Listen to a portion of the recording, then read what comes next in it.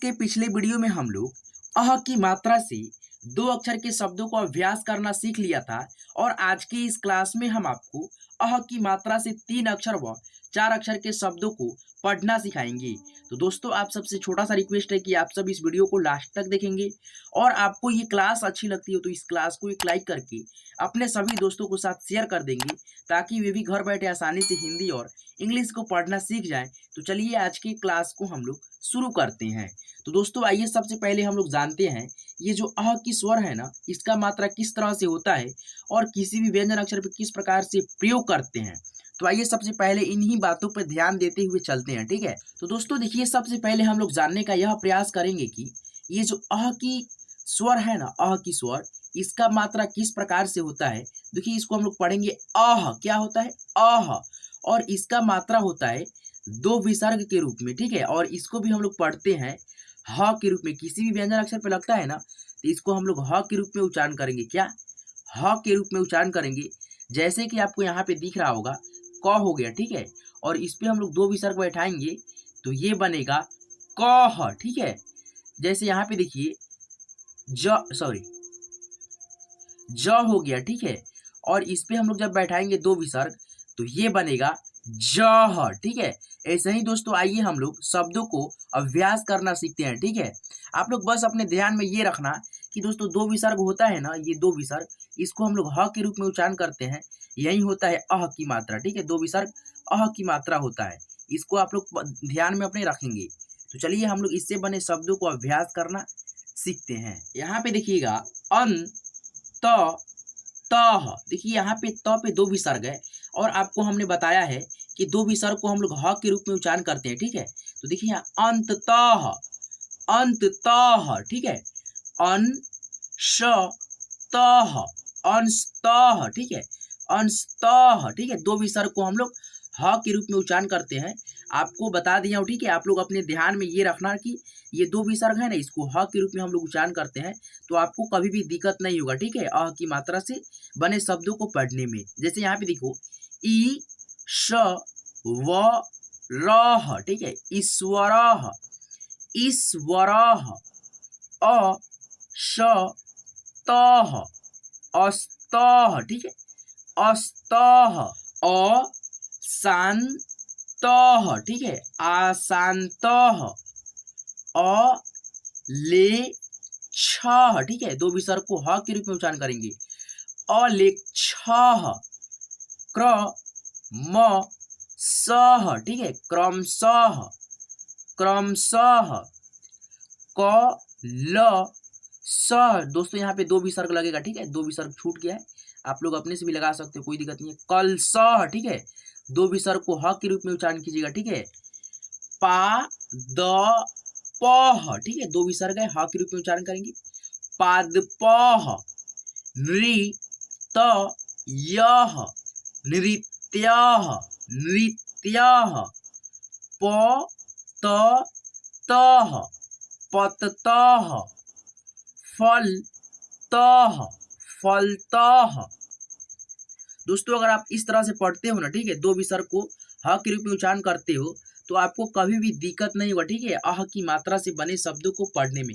बस आपको कुछ नहीं करना है यार, ये जो दो विसर्ग है ना, ठीक है, दो विसर्ग, तो इसको आप लोग ह के रूप में उच्चारण करना। जैसे यहाँ पे देखो म पे लगा है दो विसर्ग तो हम लोग पढ़ेंगे मह, ठीक है, म तो पढ़ेंगे ही, इसके साथ में ह का भी उच्चारण निकालेंगे, ठीक है। जैसे मह, त पे लगाए तो पढ़ेंगे तह, ठीक है। ऐसे अगर आप पढ़ते हो दो विसर्ग को ह के रूप में उच्चारण करते हो तो आपको जो है ना कभी भी दिक्कत नहीं होगा अह की मात्रा से बने शब्दों को उच्चारण करने में या लिखने में भी, ठीक है। तो आइए अब हम लोग इससे बने कुछ शब्दों को आपको पढ़ना सिखाते हैं, ठीक है।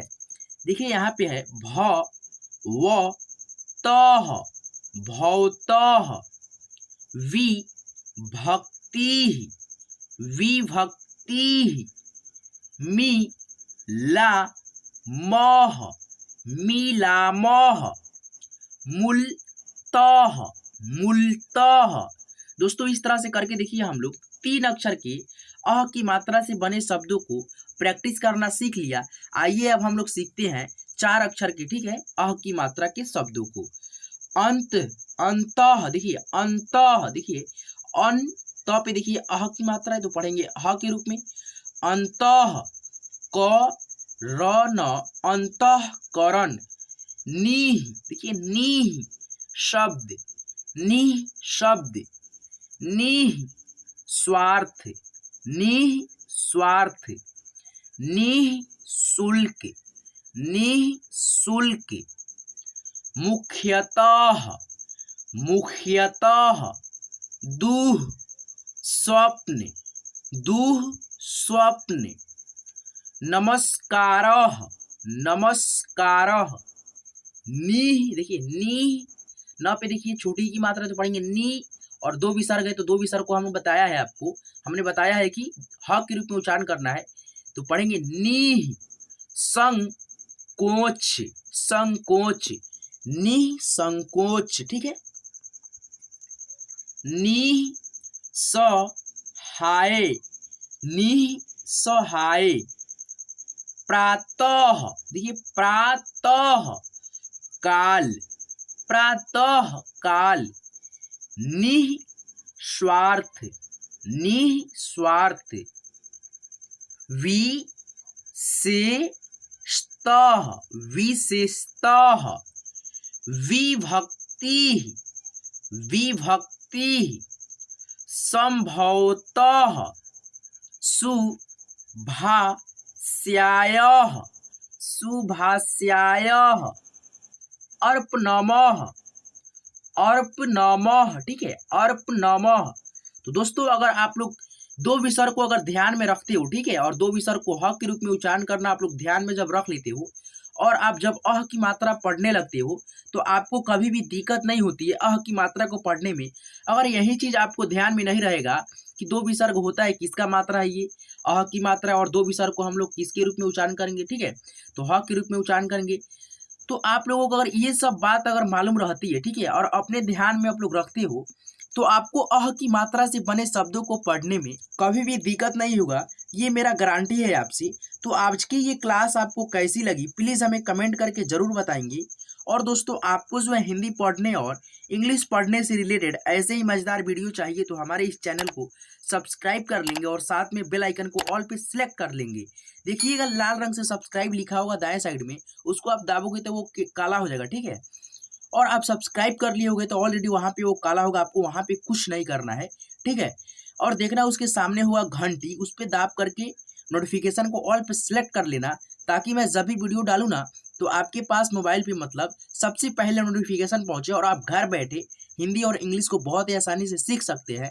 तो चलिए आज की क्लास में बस इतना ही, फिर मिलते हैं अगली क्लास में अगली वीडियो के साथ। जब तक के लिए धन्यवाद।